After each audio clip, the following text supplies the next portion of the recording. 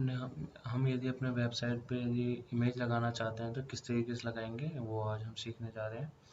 तो इसके लिए हमें फाइल पाथ के बारे में पता होना चाहिए, और फाइल पाथ जब हमें पता चल जाएगा तो इससे हम क्या क्या लिंक करा सकते हैं। देखिए, वेब पेज को लिंक करा सकते हैं, इमेज को, स्टाइल शीट को, जावास्क्रिप्ट को, है ना।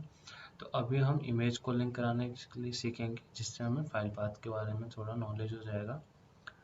फिर हम आगे आगे नेक्स्ट वीडियो में हम वेब पेज और बाकी सब के बारे में आगे सीखेंगे। ओके, तो फाइल पाथ सीखने के लिए मैं इसलिए एक नया फोल्डर बना रहा हूँ ताकि अच्छे से समझ में आए।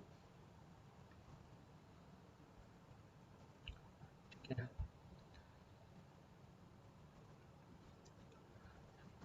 फोल्डर का नाम मैं सीपी लैंग्वेज रखता हूँ। ठीक है, लैंग्वेज। इस फोल्डर के अंदर हम यहाँ पे एक फाइल बनाएंगे जिसके अंदर हम अपने कोड को रखेंगे। ठीक है,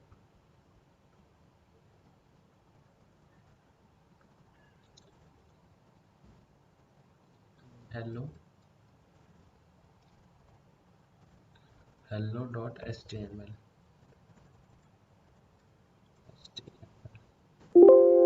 ठीक है, ये हमने क्या किया, एक फाइल बना लिया इस फोल्डर के अंदर। अब मैं इसका कोड लिख लेता हूँ, ओपन विथ सबलाइन,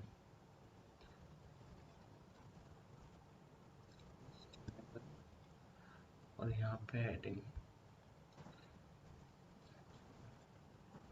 फाइल पाथ,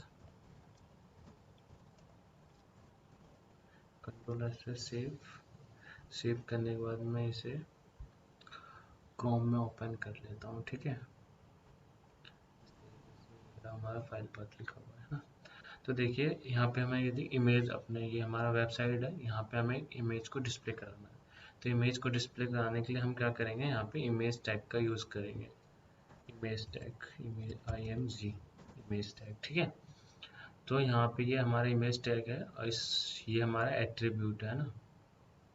तो ये सोर्स में हम यहाँ पे लोकेशन डालते हैं हम अपने इमेज का। तो मैं एक इमेज के पास, ये हमारा ये इमेज है। ठीक है, इस इमेज को मुझे डिस्प्ले कराना है, मान लीजिए कोई भी इमेज हो सकता है। तो यदि मैं इस इमेज को यहाँ पे डिस्प्ले कराता हूँ वेबसाइट पे, तो हमें क्या करना पड़ेगा, इस इमेज का लोकेशन वहाँ पे सोर्स में देना पड़ेगा। तो इसका लोकेशन हम यहाँ से कॉपी कर लेंगे, यहाँ प्रॉपर्टी में जाएंगे,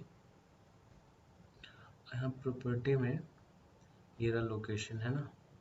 इसे कंट्रोल C से कॉपी करके यहाँ पे हम इसे पेस्ट कर देंगे, कंट्रोल V। ठीक है, और फिर यहाँ पे हम ये अपने इमेज का नाम लिख देंगे। क्या था इमेज का नाम, CP logo डॉट PNG। अब इसे हम कंट्रोल S से सेव करेंगे और यहाँ रिफ्रेश करेंगे, तो ये हमारा इमेज यहाँ डिस्प्ले हो जाएगा। ठीक है, तो यहाँ पे हमने क्या किया, इमेज का लोकेशन हमने डाला और हमारा इमेज डिस्प्ले हो गया। लेकिन अब यदि आप सोचिए कि यदि आपने इस फोल्डर को, ये जो हमारा फोल्डर है, ठीक है, इसे मैं अपने किसी दोस्त को शेयर करता हूँ। ठीक है, तो जब वो इसे ओपन करेगा ब्राउज़र पे तो इमेज डिस्प्ले नहीं होगा। क्यों? क्योंकि जो अभी लोकेशन है वो मेरे कंप्यूटर के हिसाब से, अभी जो लोकेशन है वो मेरे डाउनलोड में जाके मेरा लोकेशन है ना। क्योंकि देखिए यहाँ पे क्या है, ये सी में गया है, फिर यूज़र में गया है पुरुषोत्तम कुमार, फिर डाउनलोड में तब ये गया है ना।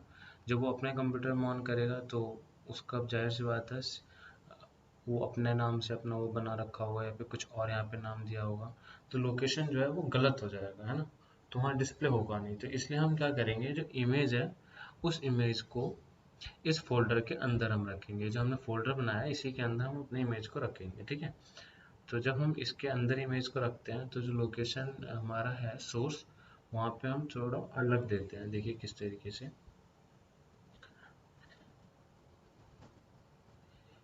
इसे आप लोग कॉपी में लिख लीजिएगा तो अच्छे से समझ में आएगा। ये हमारे सीपी लैंग्वेज फोल्डर है, यहाँ पे फाइल है, और हम क्या करेंगे, इमेज को भी इसी फोल्डर के अंदर हमने यहाँ पे रखा। ठीक है, अभी हम यहाँ पे प्रैक्टिकली करते हैं। जब हम ऐसा करते हैं तो हमें सोर्स में सिर्फ इमेज का नाम लिखना होता है इस तरीके से। ठीक है, जैसे ये हमारा फोल्डर है, अब यहाँ पे हम क्या करते हैं, इमेज को ले आते हैं। तो मैं यहाँ से इस इमेज को कॉपी कर लेता हूँ, कंट्रोल C, और यहाँ पे मैं इसे पेस्ट कर देता हूँ, Ctrl+V। ठीक है, अब हमारा इमेज क्या है, इस फोल्डर के अंदर आ चुका है। देखिए ये फोल्डर है, इसी फोल्डर के अंदर यहाँ फाइल भी है और इमेज भी है। अब हमें क्या करना है, सिर्फ इमेज का नाम यहाँ पे लिखना है सोर्स में। ठीक है, यहाँ पे सिर्फ हम इमेज का यहाँ पर नाम लिख देंगे, Ctrl+S से सेव करेंगे और यहाँ रिफ्रेश करेंगे तो देखिए हमारा इमेज डिस्प्ले होगा, है ना, हमारा इमेज यहाँ डिस्प्ले हो रहा है। यदि हमें इमेज छोटा या बड़ा लगाना है तो वो भी हम अभी सीखेंगे, पहले हम इमेज डिस्प्ले कराना सीख रहे हैं। ठीक है, तो यदि हम इस तरीके से इस फोल्डर के अंदर हम यहाँ इसमें समझिए, इस फोल्डर के अंदर हमने क्या किया, फाइल भी रखा है HTML कोड का फाइल, वहीं पे यदि हमने इसको इमेज को लिंक कराया तो इस तरीके से हम करते हैं। ठीक है, ये लिखते हैं सिर्फ इमेज का नाम। ठीक है, अब यदि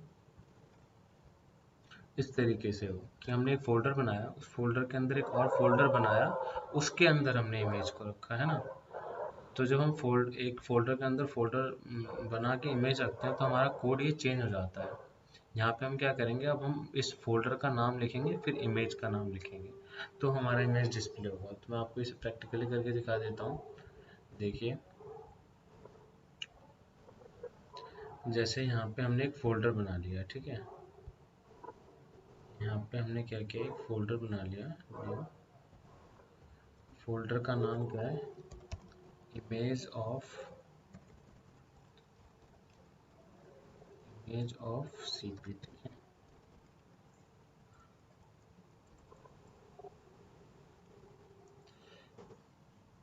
अब हमने क्या किया, इस इमेज को इसके अंदर हमने यहाँ पे रख दिया। ठीक है, अब हम इसे Ctrl+S से सेव करेंगे, सॉरी यहाँ नहीं, अब यहाँ पे आते हैं।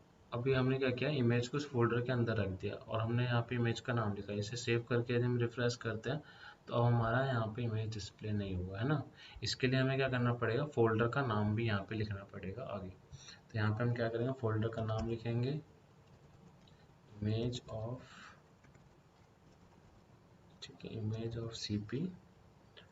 यहाँ पे Ctrl+S से अभी इसे सेव करके हम यहाँ रिफ्रेश करेंगे तो हमारा यहाँ इमेज डिस्प्ले हो जाएगा। ठीक है, अब देखिए आगे अगला केस क्या है। एक तो केस ये हो गया, ठीक है। अब यहाँ पे अगला केस, यदि हमने एक फोल्डर बनाया, उस फोल्डर के अंदर एक फोल्डर बनाया जिसमें हमने ये इस फाइल को रखा है, कोड वाले फाइल को यहाँ पे रखा है और इमेज को यहीं पे रखा है ना, इसके लिए कोई फोल्डर नहीं बनाया। तो यहाँ पे जो कोड है वो अलग हो जाएगा इस तरीके से। देखिए यहाँ पे हम डॉट डॉट का यूज करके इससे यहाँ बाहर आ जाएंगे और ये फाइल और यहाँ इमेज का नाम लिखेंगे। देखो प्रैक्टिकली मैं दिखा देता हूँ।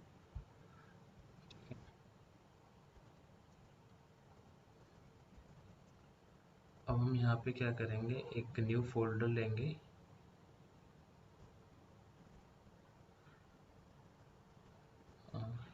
फोल्डर का नाम कोड ऑफ,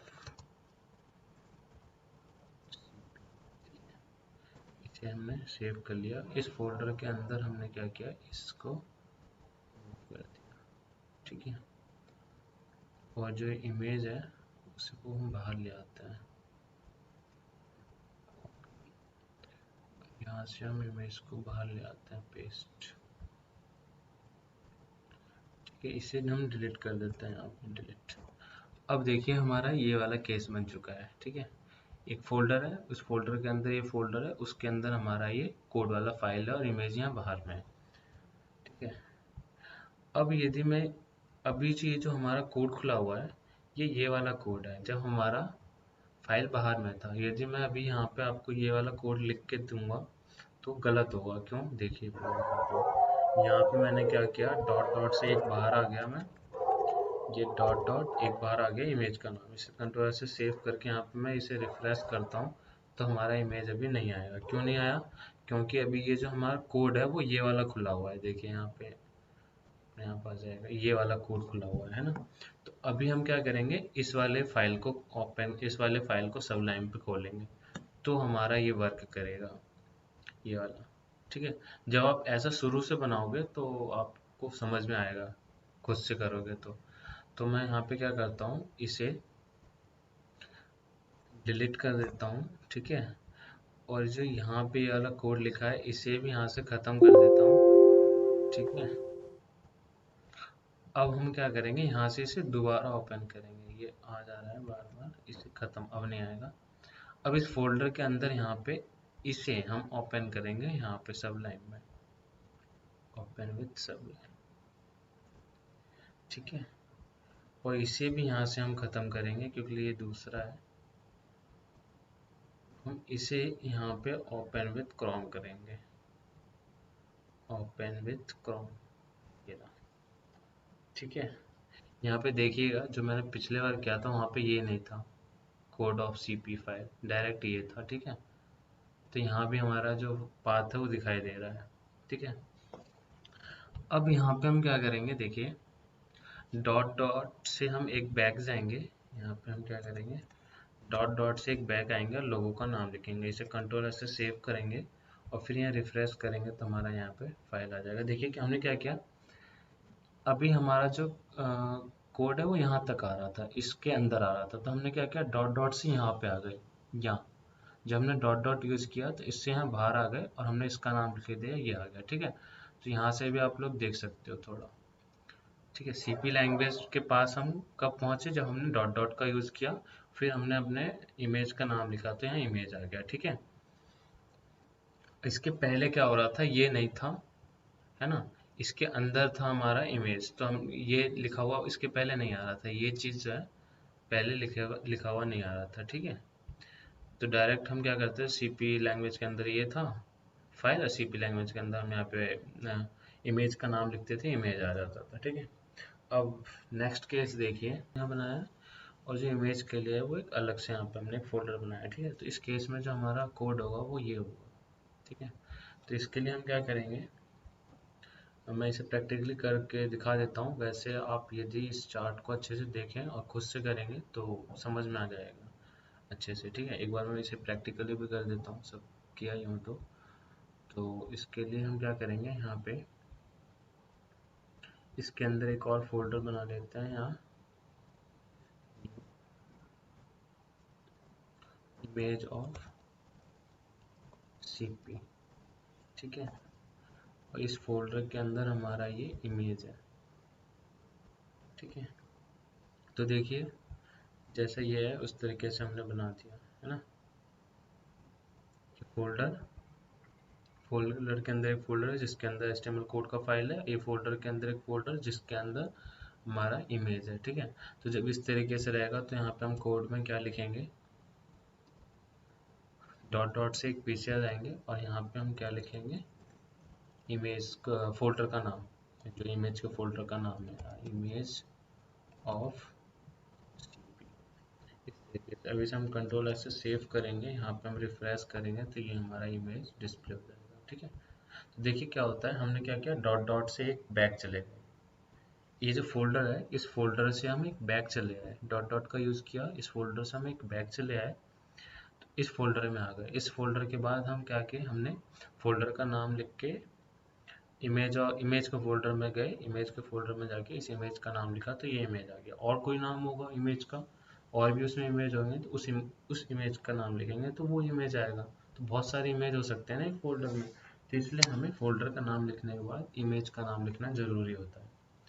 ओके, तो आई होप आप लोगों को समझ में आ गया होगा। एक बार इसे प्रैक्टिकली करके देखिए तो अच्छे से समझ में आएगा, और इसमें गलती होता ही है, ठीक है।